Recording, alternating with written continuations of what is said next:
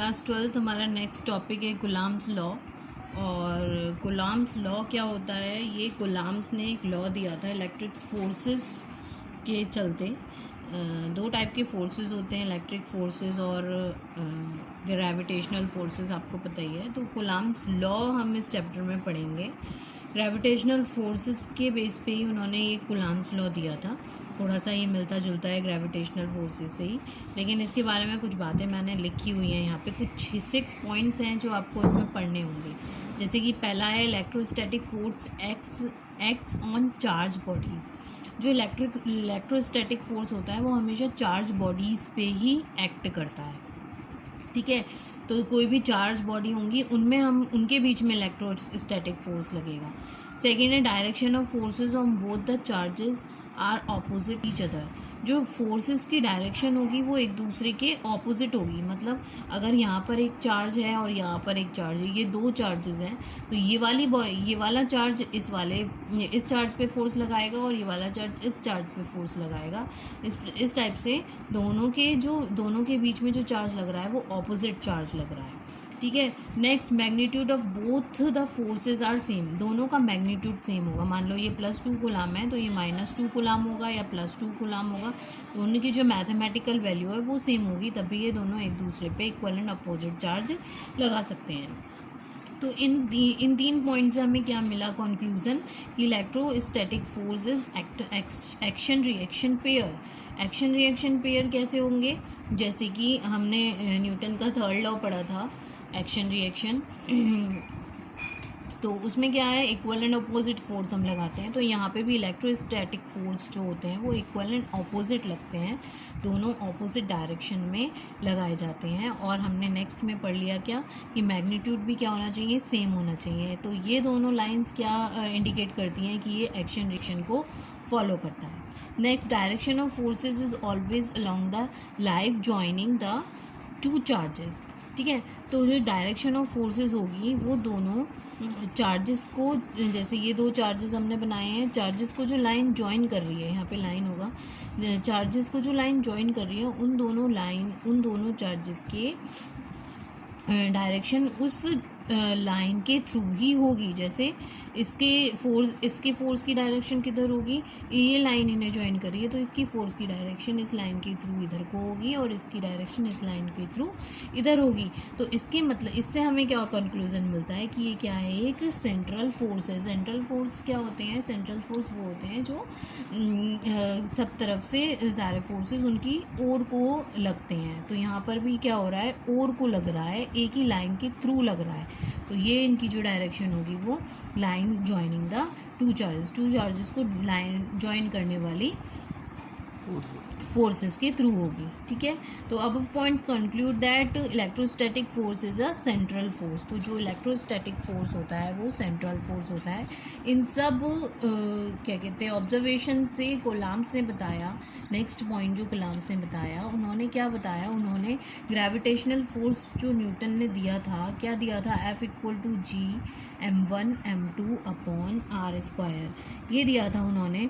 तो इस gravitational force से ही इन्होंने इलेक्ट्रोस्टैटिक फोर्स कूलाम्स लॉ को कंपेयर किया। इस फोर्स को इन्होंने इससे कंपेयर किया। यहाँ पर क्या होता है, यहाँ पे भी दो मासेस होते हैं, एक मास होता है m1 और एक होता है m2, और उनके बीच की डिस्टेंस कितनी होती है, r उनके बीच की डिस्टेंस होती है। अब यहाँ पे जैसे जैसे m1 और m2 बढ़ेगा वैसे वैसे उनके बीच की डिस्टेंस कम होगी या बढ़ेगी। जैसे कि मान लो यहाँ पे हमने चार्जेस रख दिए मासेस की जगह, यहाँ पे हमने +2 कूलाम चार्ज लिख दिया, +2 कूलाम चार्ज रख दिया, दोनों का इक्वल चार्ज रख दिया।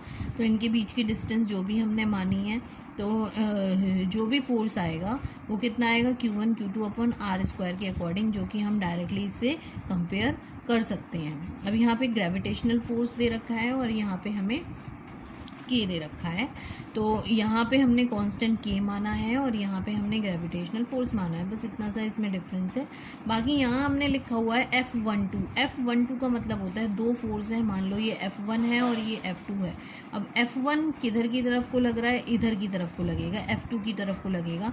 तो इस फोर्स को, इस तरफ को लगने वाले फोर्स को हम बोलेंगे F2, मतलब फोर्स ऑन 1 ड्यू टू 2, ठीक है, 1 के द्वारा 2 पे लगने वाला फोर्स, और ये फोर्स इधर को लगेगा तो इसे हम बोलेंगे F21, मतलब force on F2 due to 1 के 2 के द्वारा 1 पर लगने वाला फोर्स।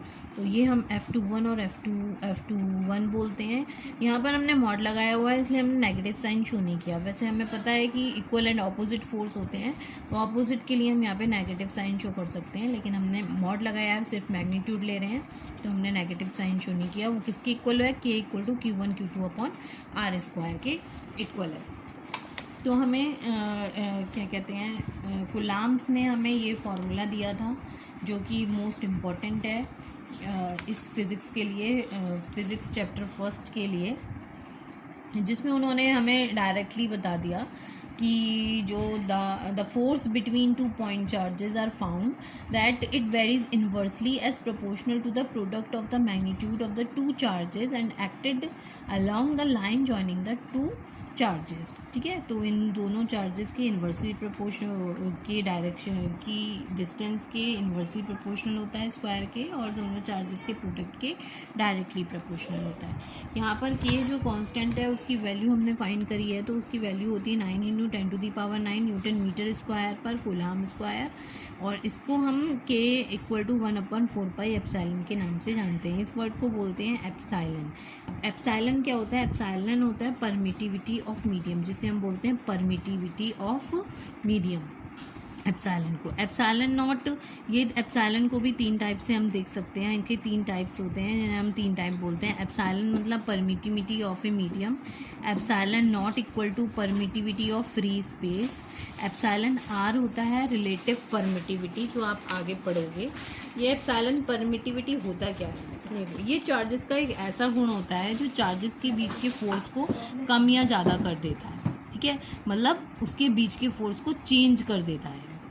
ये जो होता है परमिटिविटी, ये चार्जेस का एक गुण होता है जो उनके बीच में चेंज कर देता है, उन दोनों के चार्जेस के बीच के फोर्स को कम कर देता है या फिर ज़्यादा कर देता है, इसलिए हम इसे क्या बोलते हैं? परमिटिविटी बोलते हैं। और जो रिलेटिव परमिटिविटी होती है, रिलेटिव परमिटिविटी इन दोनों के रेशियो के इक्वल होती है। Permittivity of a medium upon permittivity of free space. यहाँ पे एप्सिलॉन नॉट की वैल्यू होती है 8.85 × 10⁻⁻12 कूलाम स्क्वायर पर न्यूटन मीटर स्क्वायर। और epsilon R relative permittivity metals के लिए इन्फिनिटी होती है और फ्री स्पेस के लिए 1 होती है।